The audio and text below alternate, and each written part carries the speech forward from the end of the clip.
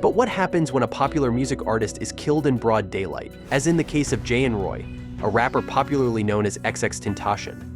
Jahseh Onfroy was tragically killed during a robbery in Florida on June 18, 2018. The 20-year-old and Roy was out shopping for a motorcycle with his step-uncle, Leonard Kerr.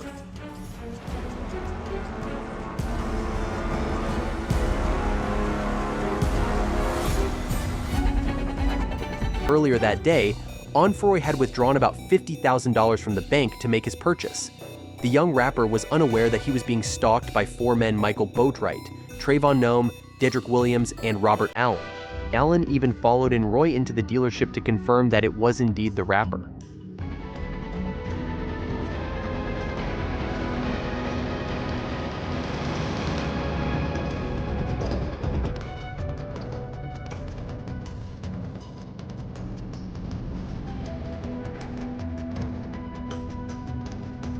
Then, as he left the shop, Onfroy's car was intercepted by a black SUV.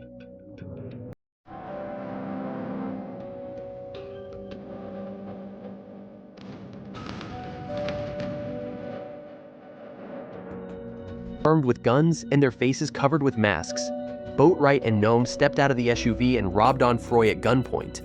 A scuffle ensued, and the two men fatally shot the rapper before grabbing his bag of cash and fleeing the scene.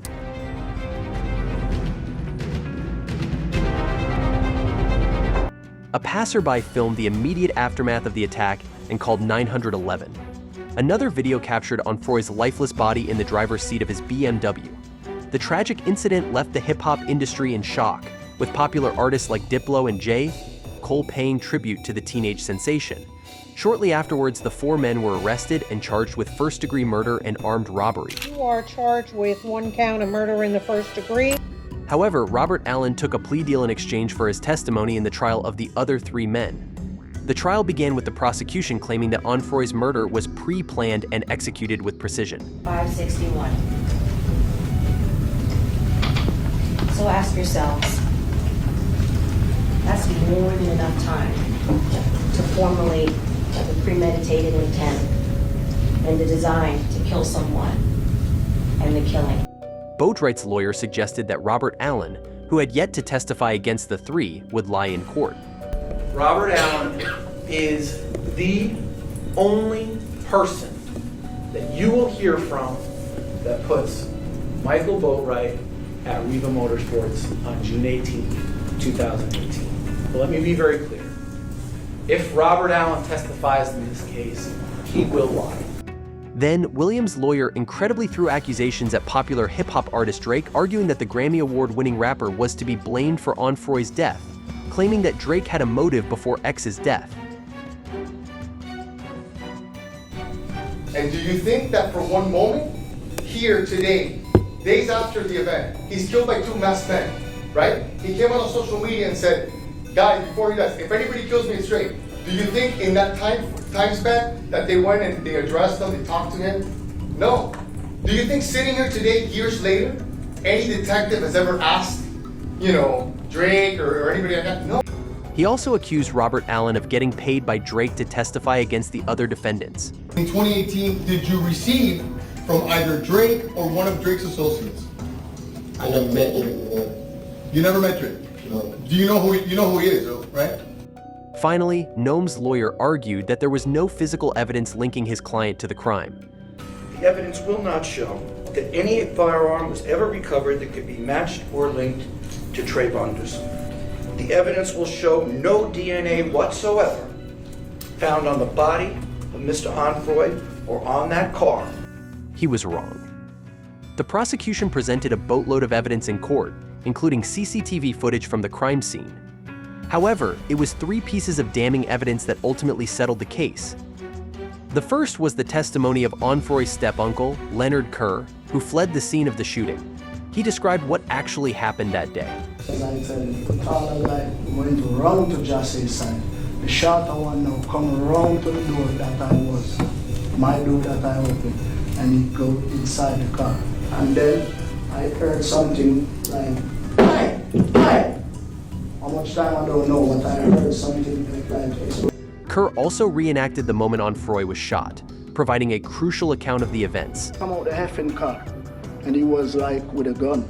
You don't come out the effing car. The shorter one was at Jassay's side. The second crucial piece of evidence was pictures and videos captured on the day of the shooting, showing the defendants posing and dancing with the stolen money. It shows Williams fanning $100 bills and surrounded by money. And this video taken at 12:35 a.m. This time Williams appears to be in a car, also fanning $100 bills, smiling and singing. And finally, the testimony of Robert Allen ultimately sealed the deal, providing the final piece of evidence that convicted the defendants. Who shoots the shots that are fired? Michael Boatwright. And who does he shoot? Triple X. Where does he shoot him from? What side of the car? Driver. Allen claimed that Noam grabbed the bag of money, Boatwright shot Onfroy, and Williams was the getaway driver as he sat in the car. Unsurprisingly, the trio were convicted of all charges and sentenced to life in prison without parole. Michael Boatwright received an additional life sentence plus 30 years for being the one who pulled the trigger on Onfroy.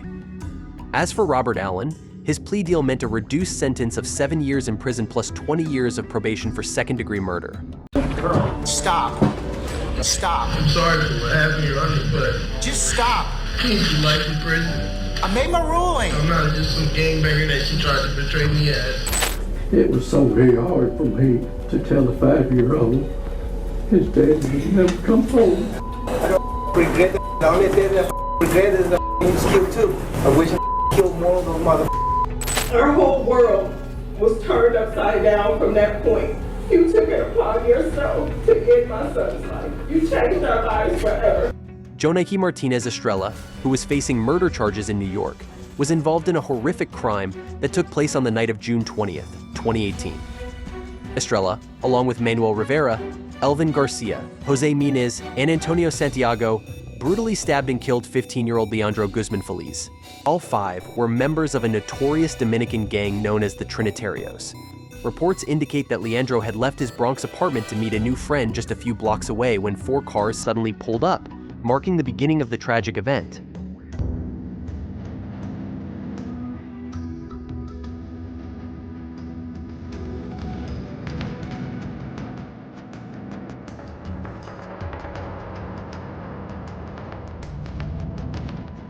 Mistaking him for a rival gang member, the cars began chasing Leandro, eventually cornering him near a local bodega.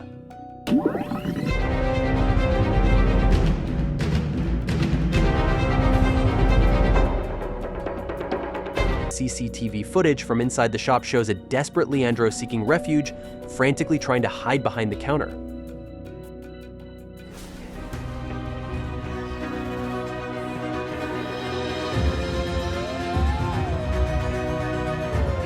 However, he was soon spotted by one of the gang members. A scuffle ensued, and Leandro was forcibly dragged out of the bodega.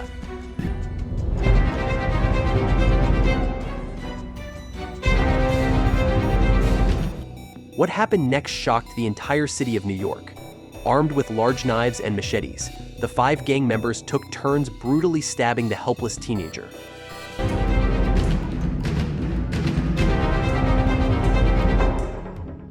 They then fled the scene in getaway cars, leaving Leandro gravely injured. After the attack, a severely injured Leandro managed to re-enter the shop, seeking help, but was tragically sent away. Outside, fading fast, Leandro gestured towards onlookers, desperately trying to signal them to call 911. He then started running towards St. Barnabas Hospital, just a short block away, before collapsing at the entrance.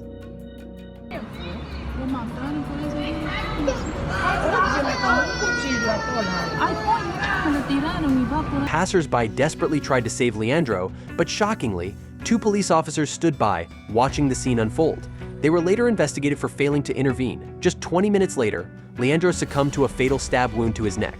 Police soon obtained the CCTV footage and arrested the 5 suspects, charging them with first-degree murder. Police have arrested the 5 suspects accused in the murder of this teenager in the Bronx. At their trial, a 6th member of the Trinitarios gang, Kevin Alvarez, testified against the 5 murderers. He's testifying in court against 5 of his fellow alleged Trinitarios gang members. Alvarez, who had helped drag Leandro out of the bodega, identified the suspects in exchange for a lesser sentence on conspiracy charges. Eventually, the jury convicted the 5 gang members for the brutal murder of Leandro Guzman Feliz. At their sentencing, the killers showed no signs of remorse. Instead, they waved gang signs and shouted gang slogans. Jonaiki Estrella, who delivered the fatal blow, was sentenced to life without parole. Jose Minez, Elvin Garcia, and Antonio Santiago each received 25 years to life, while Manuel Rivera was sentenced to 23 years to life in prison. Leandro Guzman Feliz tragically lost his life for simply being in the wrong place at the wrong time. Meanwhile, XXXTentacion's promising life was tragically cut short for a few $1,000s. But what happens when an attempted robbery goes horribly wrong? Like in the case of Michael Thomas, who's facing homicide charges in Wisconsin.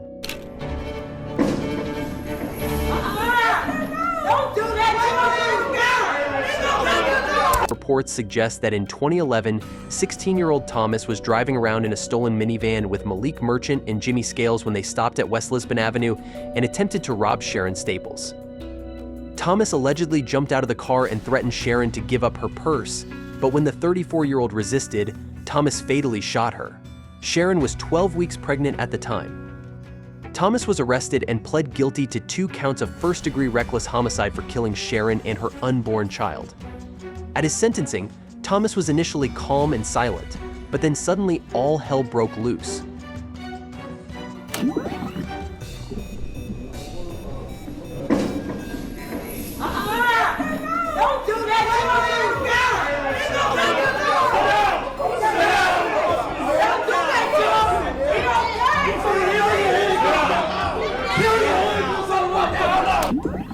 As he was about to leave the courtroom, Thomas looked towards his family and attempted to move towards them. This prompted court deputies to tackle him to the ground, causing an outburst among those sitting in the gallery.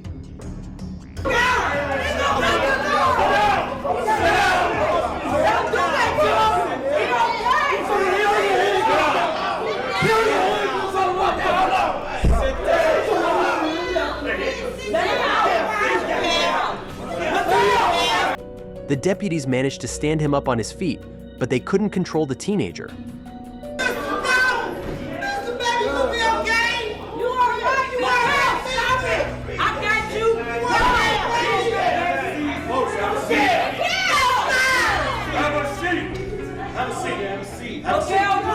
Thomas was restrained and escorted out of the courtroom.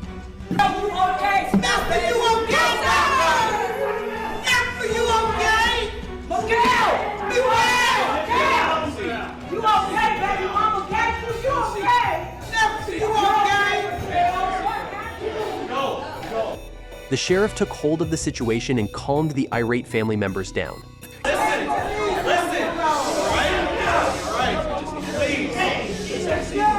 No good is going to be done by this courtroom being disrupted, okay? What's going to happen is we are going to allow the other people that were in this courtroom to leave, okay? Eventually, the crowd started leaving. No, Sean.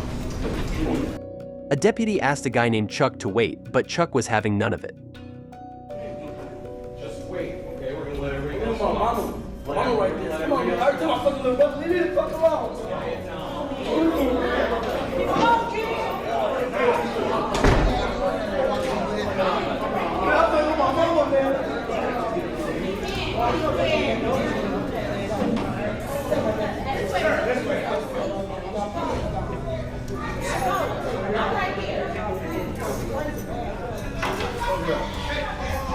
He was promptly cuffed and taken into custody.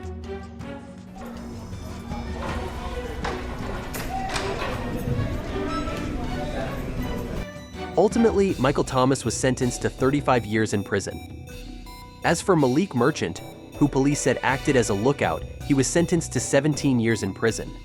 The getaway driver, Jimmy Scales, who claimed to be a member of the street gang Disciples, was sentenced to 25 years in prison.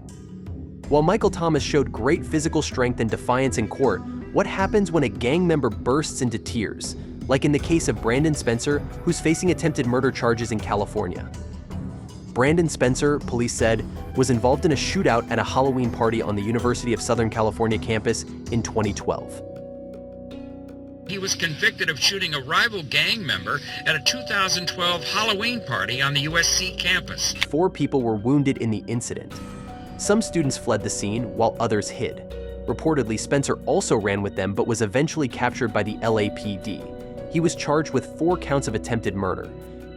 During his trial, the prosecution argued that Spencer, a known gang member, fired into the crowd in retaliation against a rival gang member. You are so intent on killing someone that you're willing to shoot them and at the same time open fire into a crowd. However, Spencer maintained his innocence throughout the trial. Sorry for what happened, Your Honor, but I came to life in prison. And I'm not a bad person, but I made mistakes. But I'm not just some gangbanger that she tried to portray me as. But the jury was having none of it. They found Spencer guilty of all charges. Then, at his sentencing, as the judge read out his fate, Spencer completely lost it. The minimum period of parole eligibility is 15 years plus 25 years of life in accordance with Penal Code Section 12022. He broke down and banged the table twice with his head before being held back by officers. Ultimately, Spencer was sentenced to 40 years to life in prison for the USC shootings. While Brandon Spencer had a total meltdown in court, how does it compare to a case that terrorized the whole country, like in the case of David Parga, who's on trial for murdering a student in California? In 2006, 27-year-old Leland Washington, an African-American, was reportedly asked to leave a Halloween party where most of the guests were Mexican gang members. Police said Washington came back to the party, which Parga, a La Habra Street gang member, felt was a sign of disrespect. The gangster then walked up to the college graduate and, without provocation, shot him several times in the torso. Washington was rushed to UCI Medical Center, where he died soon after. Parga was arrested and charged with felony murder. He decided to represent himself in court and was eventually found guilty of second-degree murder. During sentencing, family members of Washington addressed their loved one's killer. His brother said Washington did not deserve to go this way. There's days that the grief is so much that I just kind of muddle through the day. You have to understand who he was. He was such a great person, and the way that he died, he did not deserve that at all. While their sister spoke about the emptiness left behind by her brother's death. Halloween weekend will never be the same for us. My brother was murdered that weekend, and it's ironic that we're here today for the sentencing for the person that murdered Leland Cleophas Washington. The mother of Leland Washington expressed that, if given a chance, her son would have been a great friend to his killer, highlighting the tragic loss and the pain caused by the senseless violence. He couldn't have been anything but a friend to him. He couldn't have found any other way but to make him a friend. Parga was also given a chance to speak, where he displayed remorse for his actions and apologized to the victim's family, expressing regret for the senseless violence that took away an innocent life. I know there's nothing I could do to bring you guys' brother back, but I am deeply sorry for what happened to him. To you specifically, I want to say sorry to what happened to your son. I know the pain you're feeling. My mom comes to see me, she cries because of what's happening to me, and I could only imagine what you're going through. You lost your son. Joseph Lancia, the president of the Hells Angels biker gang in Rhode Island, was involved in a violent altercation when he fired a gun at a truck driven by Richard Starnino. Starnino, who was once considered a prospect for joining the Hells Angels, had been engaged in an ongoing dispute with Lancia. Although no one was injured in the incident, the situation could have escalated and resulted in serious harm. Lancia was charged with attempted murder, and his position as a leader in the gang made the case particularly high profile.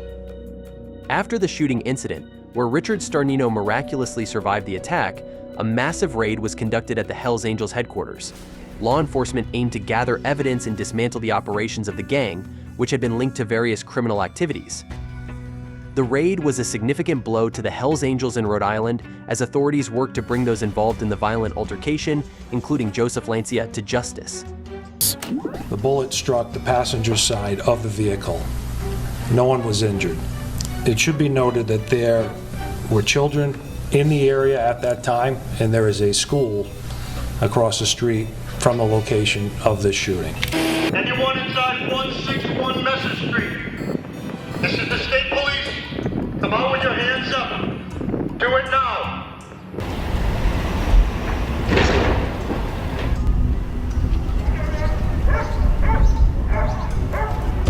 Some gang members were arrested and taken into custody.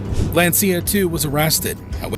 As part of a plea agreement, Joseph Lancia's more severe charges of attempted murder were dropped. Instead, he pleaded no contest to felony assault and battery. This plea deal allowed him to avoid a lengthy sentence for attempted murder, but he still faced significant legal consequences for his actions. The charges reflected the seriousness of the incident, but the reduction in charges highlighted the legal maneuvering that often takes place in high-profile cases involving gang members or individuals with ties to criminal organizations.